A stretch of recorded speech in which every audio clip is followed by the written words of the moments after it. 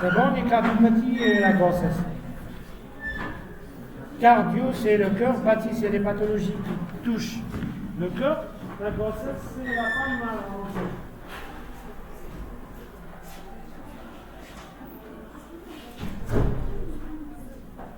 Normalement, si vous avez les valvulopathies, normalement, quand on parle des circonstances de découverte, les valvulopathies, c'est lors de la grossesse, d'accord? Quand on est porteuse d'une valvulopathie, la décompensation survient lors d'une grossesse, soit premier trimestre, le deuxième ou la troisième. Donc, le plan du cours, on va faire un rappel physiologique sur la grossesse, les cardiopathies congénitales, valvulaires.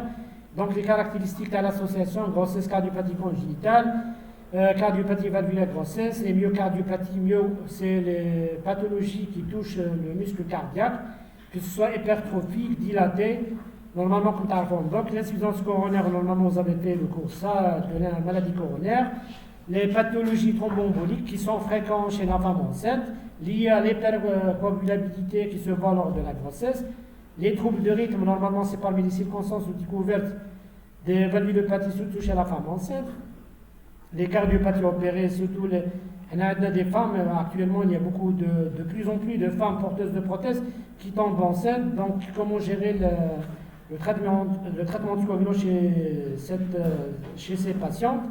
Quelles sont les modalités de l'accouchement chez les patientes cardiaques enceintes? Donc, un petit rappel physiologique, lors de la grossesse, on note une augmentation de 50% du volume sanguin circulant, puisque la maman a une double circulation, à la fois maternelle et fœtale.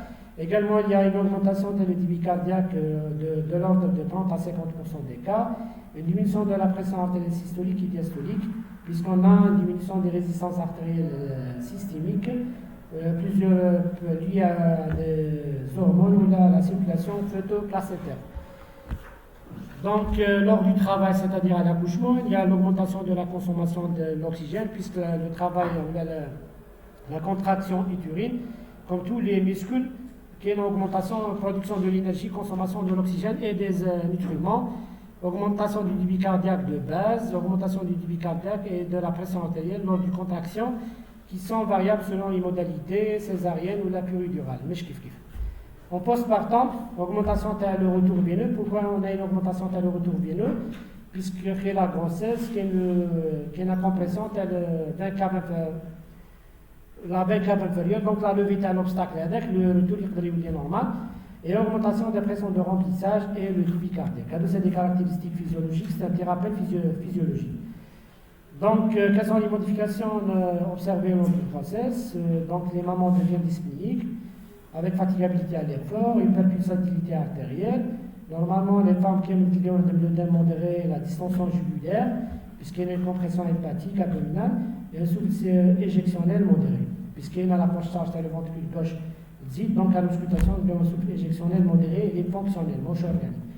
Le CG, la maman devient tachycarde avec des anomalies de la repolarisation, puisqu'il y a une hypoperfusion des couches sous endocarditique, elle est un des troubles de repolarisation qui sont tout à fait physiologiques et qui disparaissent après la naissance de l'enfant. Sur le plan cardiaque, il y a une dilatation de LVG et la haute, mais la dilatation est modérée et physiologique. Donc la régression se fait progressivement après la naissance. Les examens radiologiques, vu les rayons X, sont contre-indiqués pour éviter les malformations, puisque les rayons X peuvent donner des malformations fœtales. Donc généralement, on préconise l'IRM pour ces patientes. Donc le biome des cardiopathies congénitales, comme on a déjà parlé, il y a deux types, les cardiopathies non cyanogènes, puisqu'il y a des mamans, mais il y a des mamans, un SIA, c'est lors de la grossesse, la décompensation, ou la PCA ou la CIV, généralement une bonne tolérance. On peut observer des troubles du rythme, surtout à l'étage auriculaire, puisque SIA, même opéré, une incidence cardiaque, elle est très rare. L'examen du nouveau-né, surtout CIV. Donc après la naissance, puisqu'il y a le contexte familial, il faut rechercher dans les antécédents, est-ce qu'il y a l'hérédité familiale ou là non. Donc même l'enfant qui hésite chez une femme porteuse d'une cardiopathie congénitale non cyanogène, il faut toujours rechercher une CIV chez le nouveau-né. Donc, on voit là, c'est une image plus claire de communication interauriculaire, comme je vous fais. Le choc est gauche, mais l'oreille gauche vers le ventricule, vers l'oreille droite, puisque les pressions qui règnent au niveau de l'oreille gauche sont nettement supérieures aux pressions qui règnent dans l'oreille droite. Ici, V, donc, on a un trou au niveau du septum interventriculaire. Vu les pressions sont nettement augmentées sur le ventricule gauche, donc il y aura un passage du sang du ventricule gauche vers le ventricule droit. Et là, on dit le persistant du canal artériel. Donc, c'est un canon, persistant du canal artériel. Et là, normalement, il assure l'oxygénation durant la vie fœtale. Normalement, après la naissance, ça sera la fermeture spontanée du canal. C'est mieux un persistant du canal artériel. Si l'enfant est pas au-delà du 3e mois, normalement, ça sera la fermeture physiologique. Quand l'enfant est pas le canal au-delà du 3e mois, on parle d'une persistante du canal artériel. Rabbi Khalkouf, la vie fœtale, a un rôle, c'est l'oxygénation fœtale, d'accord? Mais à la naissance, normalement, ça sera la fermeture spontanée, normalement, au bout de 48 heures. Quand on prend après 2 mois, on parle d'un retard. Et quand il prend persistant au-delà du 3e mois, on parle d'une persistante, PCIA, persistante du canal artériel. Donc, les cardiopathies congénitales cyanogènes, avec chaîne droit-gauche, sans artériolite pulmonaire, donc sans une atteinte de la circulation pulmonaire, comme la tétralogie de Fallot, c'est la plus commune. Le risque, c'est incomplètement non traité, on a une majoration de la cyanose, décompensation cardiaque avec des complications thromboemboliques. Saturation artérielle, normalement, les cardiopathies avec chaîne droit-gauche, il y a une diminution de la saturation artérielle. Et alors, d'une grossesse, la saturation qui est moins de 80. La polyglobulie, les réactionnelle, puisqu'il y a une hypoxémie chronique. Les malades ont une tétralogie de Fallot sur le plan biologique. Si on va demander une APNS, il y a la polyglobulie, puisqu'elle est réactionnelle, augmentation de l'hématocrite, elle est malade. Il faut éviter la césarienne, la péridurale avec monitorage de la saturation lors du travail ou de l'accouchement. Chez le nouveau-né, il y a un risque modéré d'hypotrophie ou de la malformation, puisque durant la vie fœtale, déjà la maman a un défaut d'oxygénation, donc le fœtus va souffrir de cette hypoxygénation durant la vie fœtale. Il peut être avec une hypotrophie ou là une malformation cardiaque ou là autre associée. Donc, on a déjà parlé de sa tétralogie de Fallot avec ses 4 anomalies, l'hypertrophie ventriculaire droite, la CIV et la sténose qu'on voit ici, la pulmonaire et la dextroposition de l'arbre. Normalement, il faut bien mémoriser ces 4 anomalies qui se voient lors de la tétralogie de Fallot. Donc, deuxième entité, c'est le cardiopathie congénitale cyanogène avec artériolite pulmonaire. Donc, il y a une anomalie de la circulation pulmonaire, puisqu'il y a le shunt gauche-droit, où les malades ont une atteinte de la circulation pulmonaire ou l'hyperdipie pulmonaire. Donc, tu as tenu le savon d'Eisenmenger. C'est le nom du savon qui a fait la description de cette. Le risque il est majeur, à la fois pour la maman, avec mortalité de l'ordre de 40% et fœtale, surtout lors de la fin du grossesse ou la période post-partum. Insuffisance cardiaque, risque de mort subite, puisqu'il y a beaucoup de troubles de rythme à l'étage ventriculaire, ainsi que des complications thromboemboliques, qui est la thrombogénose profonde ou les embolies pulmonaires. Maintenant, la grossesse, elle est formellement contre-indiquée, d'accord, puisqu'il y a un risque à la fois pour la maman et l'enfant. Ou si la maman tombe enceinte, il faut faire un arrêt précoce de la grossesse. Donc, on voit ici, il y a les lésions qui s'observent, les artérioles pulmonaires, qui est l'épaississement au niveau des artérioles pulmonaires, puisqu'on a déjà une augmentation de la pression de la circulation pulmonaire, donc le VD va souffrir puisque la poche artérielle ventricule droit est augmentée, donc il faut faire un arrêt immédiat de la grossesse. Donc les cardiopathies congénitales avec obstacle s'enchaînent, donc il y a un obstacle qui met le l'étissement aortique congénital. Normalement, vous avez fait dans les diagnostics différentiels de l'étissement aortique rhumatismal. Donc le diagnostic n'est toujours sur le plan clinique insuffisant éjectionnel au foyer aortique. Silicocoque qui permet de confirmer le diagnostic. Donc on a une bonne tolérance clinique si le gradient est inférieur à 50 mm de mercure. La décompensation à l'erreur généralement se fait en fin de grossesse. Il faut faire un traitement préventif avant la grossesse, c'est-à-dire il y a un message à vous transmettre, c'est les grossesses à programmer. Donc un traitement préventif, laisse-me dire le remplacement valvulaire aortique, la surface taille inférieure à 1 cm². soit on fait une dilatation, la chirurgie, etc. D'accord. La coarctation de l'aorte, qui est le risque de l'HTR, les pressions et des complications aortiques. Le rétrécissement pulmonaire, généralement, est bien toléré chez les mamans. Ah, la coarctation, vous voyez ici dans cette diapositive, la striction ismique avec développement de la circulation collatérale. Les valvulopathies régurgitantes. Valvulo, c'est les valves, pathie, c'est les pathologies qui touchent les valves. Régurgitantes qui met l'insuffisance aortique, l'insuffisance mitrale, l'insuffisance tricuspide ou l'insuffisance pulmonaire. On note la majoration de la surcharge de volume, mais diminution des résistances vasculaires et la tachycardie, puisqu'il y a l'installation de l'insuffisance cardiaque. Pour l'insuffisance mitrale, qui est un risque de majoration des troubles de rythme, pour l'insuffisance aortique, il faut faire une antibioprophylaxie à l'accouchement, puisqu'il y a le risque d'endocardite infectieuse à l'accouchement. Il faut faire l'analyse de l'aorte, surtout si vous avez Marfan parfois. La maladie de Marfan, c'est parmi les étiologies de l'insuffisance aortique, qui est atteinte des délatations dystrophiques de l'aorte. Une anomalie histologique, un déficit des protéines. Il y a la force de l'aorte. Un défaut de synthèse de ces protéines. Elle est une dilatation de l'aorte et par conséquent une dilatation de l'anneau aortique. Elle est une insuffisance aortique. Le traitement, il faut dépléter les malades paralytiques, les digitaliques.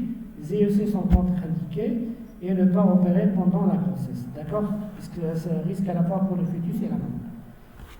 Le rétrécissement mitral et la grossesse, on note l'augmentation, déjà on dit une augmentation, les OAP lors des grossesses, puisqu'il y a une augmentation de la volimie, qu'il y a une augmentation du débit cardiaque, puisqu'il y a une double circulation fœtale et maternelle, et qu'il y a une augmentation de la fréquence cardiaque, et on a déjà parlé de ça, elle est physiologique.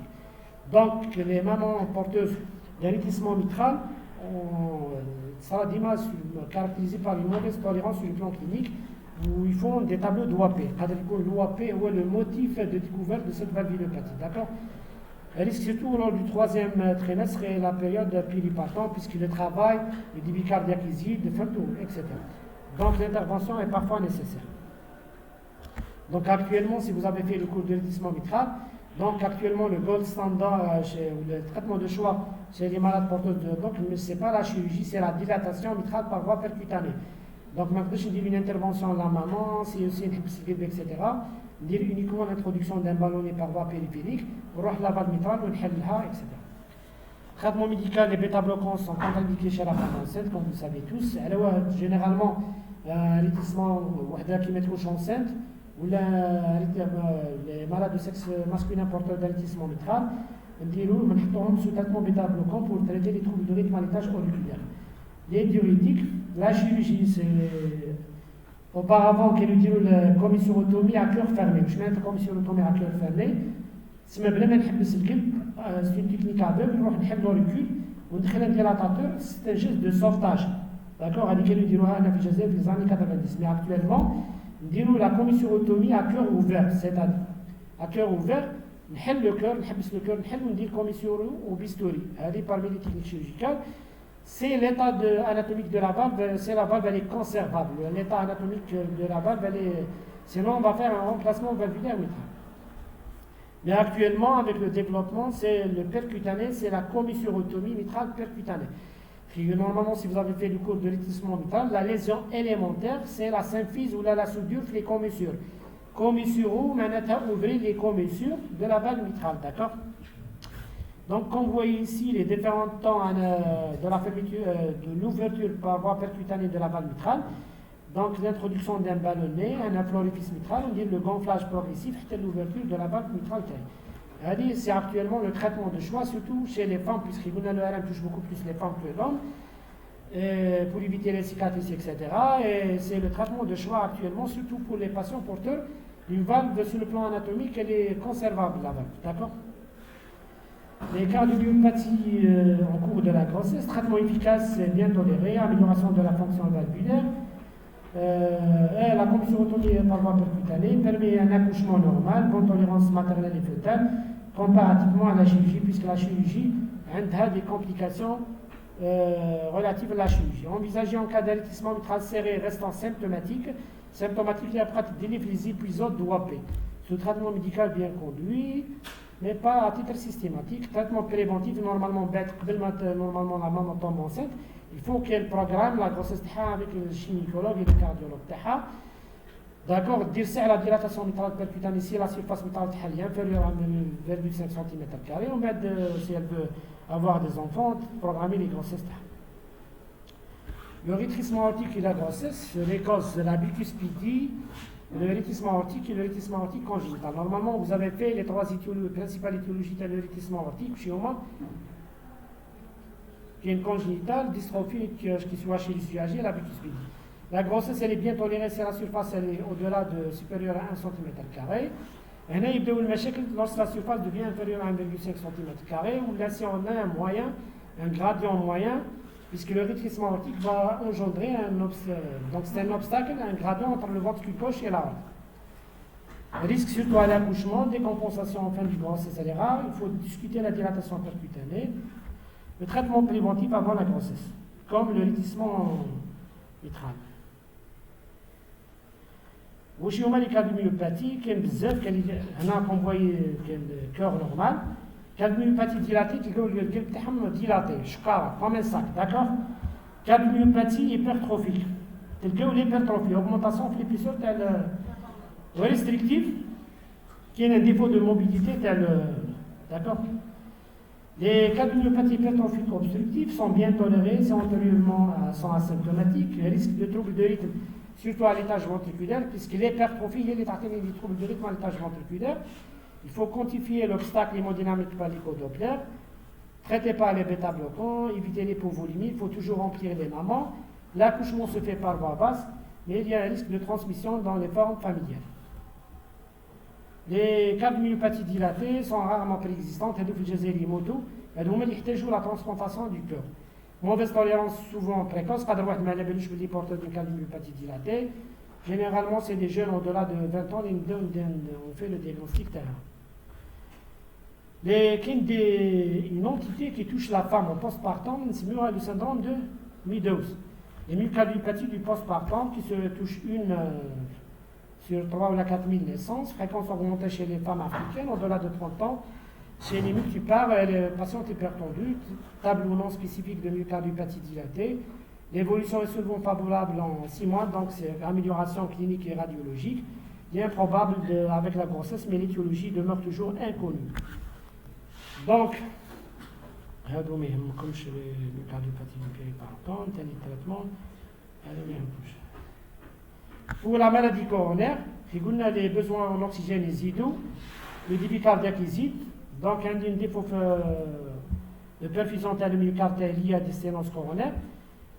Donc, c'est très rare chez la femme jeune, l'hypercholestérolémie familiale, qui a déclenché un enfant, déroule un pontage coronarien, puisqu'il y a des sténoses des artères coronaires, vraiment, puisqu'il y a une hypercholestérolémie familiale. Donc, l'hypercholestérolémie, d'accord. Le diagnostic, c'est typique, douleur thoracique, il faut faire un ECG. Pas de test déformé de scintigraphie, puisque c'est les isotopes de malformation fœtale. La coro seulement c'est instabilité hémodynamique. Traitement c'est standard, les bêta-bloquants, l'aspirine. Il faut réaliser la coro, voir une dilatation, c'est instabilité hémodynamique. L'accouchement, il faut limiter le travail, ou là il faut programmer une césarienne. L'hypertension artérielle pulmonaire primitive. Il y a des risques majeurs à la fois maternelle et fœtale, risque d'insuffisance cardiaque puisque la poche artérielle ventricule droite zide, mort subite, complications thromboemboliques. La grossesse, elle est formellement contre-indiquée, c'est la maman tombe enceinte, il faut faire des avortements sémiothérapeutiques. Il y a des pathologies thromboemboliques, il y a la belle couleur d'une grossesse qui est dans l'hypercoagulabilité, qui est le risque du phlébite, il faut faire la prévention. Si facteur de risque, il faut donner du Lovenox, l'héparine de vapeur moléculaire. En cas d'embolie pulmonaire, il faut faire la thrombolyse. Thrombo, c'est le thrombus. Lyse, c'est la destruction du thrombus par voie médicamenteuse. C'est embolie pulmonaire massive mal tolérée sur le plan clinique. En cas de cure pulmonaire chronique, c'est le CPC post-embolique, CPC post-embolique. Il y a l'insuffisance cardiaque droite chronique post-accident embolique. C'est le même pronostic que l'HCAP primitif. Pour les troubles de rythme qui se voient chez la femme enceinte, les tachycardies sinusales sont fréquentes, Tachycardie jonctionnelle, il faut faire la réduction par les anticalciques, verapamil, par voie intraveineuse, les bêta-bloquants, si on note qu'il y a des récidives. Fibrillation auriculaire, Flütter, qui sont rares, mais il faut rechercher toujours une cardiopathie sous-jacente. Pour les troubles du rythme ventriculaire, tachycardie ventriculaire sur le clavecin, il faut bêta-bloquer les balades, ils ont un bon pronostic. Sinon, le pronostic dépend de la cardiopathie causale. Pour les cardiopathies opérées, on a un bon pronostic sur le plan hémodynamique. Problème en cas de prothèse mécanique sous anticoagulants. L'hypercoagulabilité dérange la grossesse. Les anticoagulants oraux peuvent donner des embryopathies qui mettent 5 ans, les femmes qui charbon 5 ans, démarquent le risque de développer des malformations fœtales. D'accord? On ne pratique pas de consensus pour le premier trimestre. Généralement, on a les femmes porteuses de prothèses qui sont sous 7 ans, le premier trimestre et le dernier trimestre. D'accord? Puisqu'il y a le risque, mais que la femme garde le risque d'avoir des enfants mal formés. On fait le relais par l'héparine, donc c'est des grossesses, l'accouchement il faut programmer par le 7 ans pour éviter les accidents hémorragiques lors de l'accouchement. Chirurgie valvulaire et grossesse, qu'il y a des maladies juvéniles pour thrombose de la prothèse ou l'endocardite.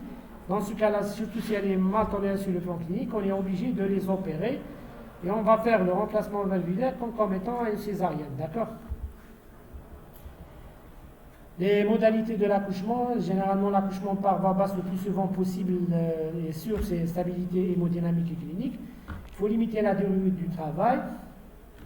Généralement, les césariennes limitent les modifications hémodynamiques, mais un retentissement, il faut éviter les intubations, les drogues et le saignement et les troubles de réveil lorsqu'on réalise une anesthésie générale. Les femmes qui ont des cardiopathies, que ce soit valvulaires ou la congénitale, il sur contraception. La contraception orale, les oestrogestatifs, qui ont un risque thromboembolique, et à la pilule zide l'hypercoagulabilité sanguine, qui ont un risque d'interaction avec les anticoagulants. Demain, si vous la malade qui est sous 7 ans, est-ce que tu chopes la pilule ou la Est-ce qu'il y a un risque de majoration tel effet à 7 ans? Les dispositifs intra-utérins, c'est parmi les moyens de contraception chez la femme, d'accord? Qui est le risque de saignement, puisqu'elle a un saignement, puisqu'elle est en anticoagulant, le risque d'endocardite, puisque lié à l'infection, c'est un corps étranger intra-utérin, il y a le point de départ d'une endocardite infectieuse, d'accord? Conclusion, peu de cardiopathie à haut risque lors de la grossesse, qui est les malades porteurs d'une HTAP, les valvulopathie silencieuse serrée, prothèse mécanique sous anticoagulant. Il faut faire l'évaluation et le traitement préventif, c'est nécessaire avant la grossesse. Il faut qu'elle programme la grossesse, mais le cardiologue, gynécologue, il faut faire une surveillance très stricte et très vigilante à partir du deuxième trimestre. La collaboration multidisciplinaire à tous les stades. D'accord?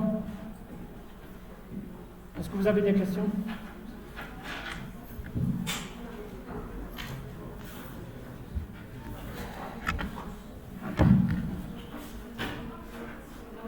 C'est clair? المهم عند ديليك عنده لي ميل si vous avez des questions عيطوا لي في التليفون ما عنديش مشكل.